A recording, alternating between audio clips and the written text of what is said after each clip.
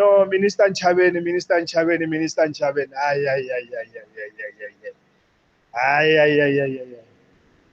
I don't think she was listening to herself when she was holding that press conference. Huh? She was contradicting herself. That's the problem we have, Clement. When we take politicians and put them to our state security department to look after our state security. No, no, no, no, no, no, no, no, no. We are in deep trouble, Clement. We are in deep trouble. A lot of things are happening in South Africa. Where is our intelligence? A lot of things are happening here in South Africa, but our intelligence is nowhere to be found. Anyway, have a great show. Joburg. Good morning, Clement. A potential coup, I think, yeah, something suspect there is something. If you check, there's been people who've always been saying, and constantly so, Ramaphosa must fall, Ramaphosa this, Ramaphosa that, and how those formations quickly jump to the bandwagon of after Nhlanhla Mkhwanazi. They've been saying Nhlanhla Mkhwanazi for president. And here are these people up and down with marches and so on and so forth. Certain groups, certain groupings, I believe, it's just a matter of time. They will, if given a chance, there will be some. I think there's a bit of chances for a coup. Whether it will be successful or not, that is up for debate, even from Marshalltown. And remember what the expert panel report found on when they investigated what led to the July unrest. One of the things that they flagged was the significant intelligence failures that were identified, failures to anticipate, prevent, or disrupt the planned or even that orchestrated violence. But again, the fight we are seeing here, there's so much happening behind the scenes. People are fighting for control of crime intelligence. That's part of the fight, because that's a very significant arm of the SAPS. And there's a lot of money that sits with crime intelligence. And often it's money that can be accounted for, because, these people are traveling all around. Sometimes they don't have to account for where are they using 54 million rand, or they'll tell you sometimes that 100 million rand has been spent by this. What are the details of that? Spent on what? So that secret fund that is often used in crime intelligence, people want their hands on it. How do you get your hands on it? You want to have your own officers or brigadiers or major generals, whatever, to be the ones that lead that crime intelligence, whether at national level or at a divisional or provincial level. And that's part of the information that's beginning to come out. And I really think that we need to buckle up, because some of what may come out at this commission of inquiry is probably really going to shock us. Because it's not a coincidence that what we have seen, which is what I tried to explain on Monday, that you've got the head of crime intelligence, is it Major General Khumalo, being arrested, right? Together with senior officers. After that, you've got reports now suggesting that National Police Commissioner is about to be arrested, right? After that, you've got a press briefing that comes then, that then implicates the Minister of Police and the Deputy Police Commissioner, Shadrach Sibiya. And now you're again getting the National Police Commissioner suspending his Deputy National Police Commissioner. And now you're hearing that IDEC seems to be advancing in its investigation, apparently against the National Police Commissioner. But if they do touch him or they try arrest him, how is that going to read to you? So this is all a mess, and it doesn't work for you and I as South Africans. So that's why I'm saying, when Khumbudzo Ntshavheni says, do we have a potential risk of a coup? That worries me, because I read it in the context of what's currently happening with crime intelligence. and the fight within the SAPS. So maybe we misunderstood her, but as I played you those clips, she says they've identified a potential coup, but they've put measures to mitigate against it. We have identified it and we've put measures to mitigate against it. And then she says, no South Africans have been involved in a coup d'etat. So that's why we say to South Africans, there has not been anyone attempting to do a coup in South Africa. All right, Koketso, you colleagues from the East End, what are your thoughts? Hi. Hey, Koketso. Morning. Sure. Clement. Go ahead. How are you? Sharp. How's it? Yes. Clement, I was going to say, I think for me, it's a bit of a red herring, right? Because, it's like that thing that we didn't ask this question. The question that was actually posed by citizens and that was posed by Mkhwanazi was, is there infiltration in all levels of government, right? So do we have infiltration in the legislative branch? Do we have infiltration in the executive branch? Do we have infiltration in the executive? So we didn't ask, is there a coup?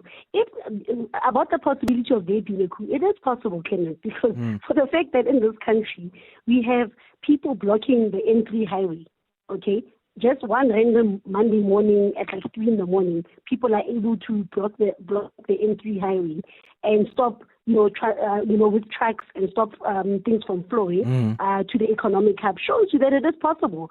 For the fact that we've got porous borders and our borders, we keep on having this influx of illegal people coming through the borders. It is possible that this country is, can be subject to infiltration by transnational syndicates, crime syndicates, and all those type of things. So that's not the question that citizens ask. Citizens ask to say, have these people infiltrated the executive? Have they? And now we need to be careful as citizens, because I feel like we have been taken from pillar to post. We're almost like being distracted, where if we don't keep sharp about this question to say, we want a commission that's going to tell us if there's infiltration in these structures. Because if it doesn't tell us that, and the terms of reference are too restrictive, we will find ourselves in a situation like what happened with the Zondo Commission, where the terms of reference were so restrictive, and then at the end, it doesn't give us the outcome that we seek, which is also counterproductive to us. Absolutely. Koketso in Eastern, thank you. Sandra, you are in Kyalami. What are your thoughts? Yeah, Clement, all this money that we're talking about, there's money there, there's money. Whose money is it? How, Sandra? It's our money. Imagine, SARS, they've given even more money to SARS to improve their collection process.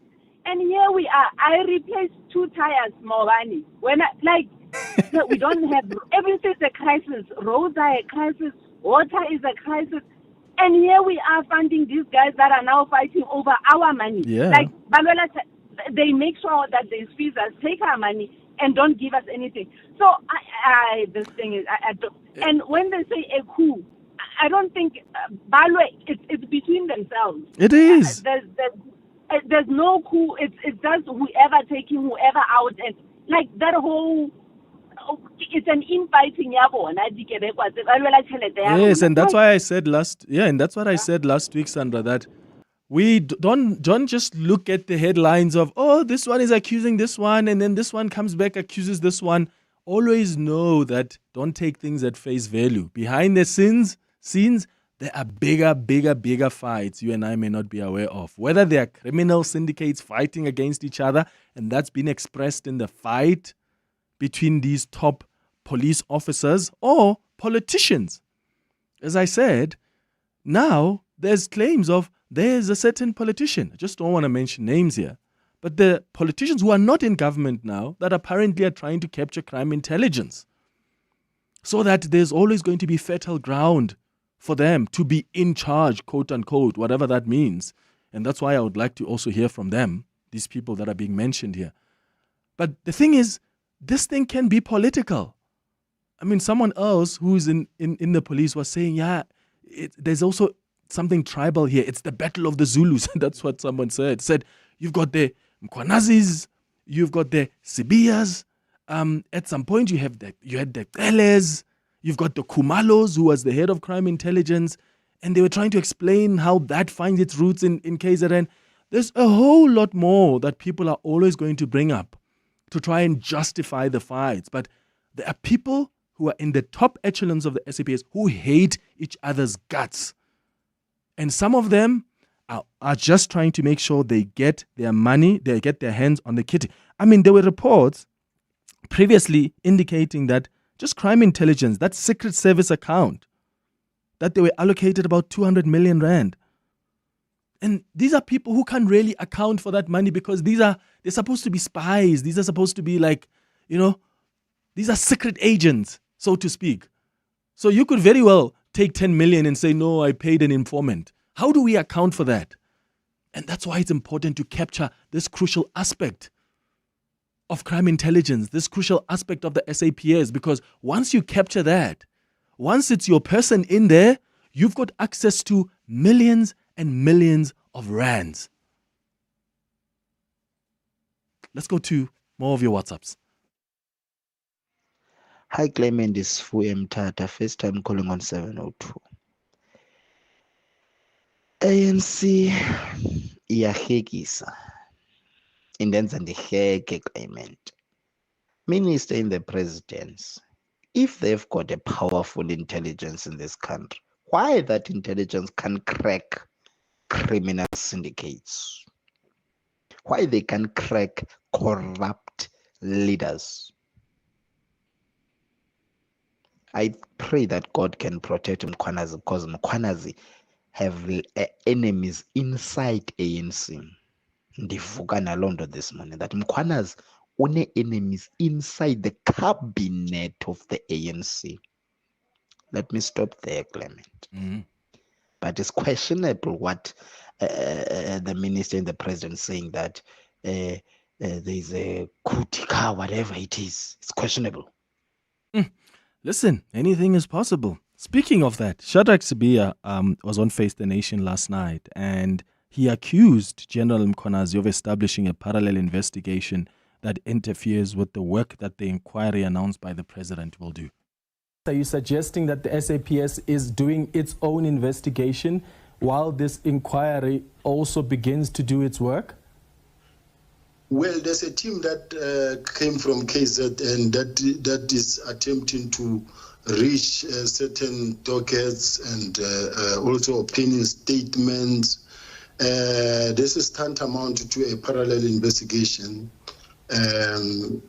irrespective of the fact that the president pronounced a commission that should be headed by a judge. Why go out of your way and conduct a parallel investigation when the president has made a pronouncement? Mm-hmm. So we can't act with impunity and we can't do things outside that what the president has pronounced. We must all act with the strictest discipline and with restraint. Yeah. So that's what he said to me last night on Face the Nation. He also apologized, by the way, to South Africans for the way that top leaders of the SAPS have been behaving.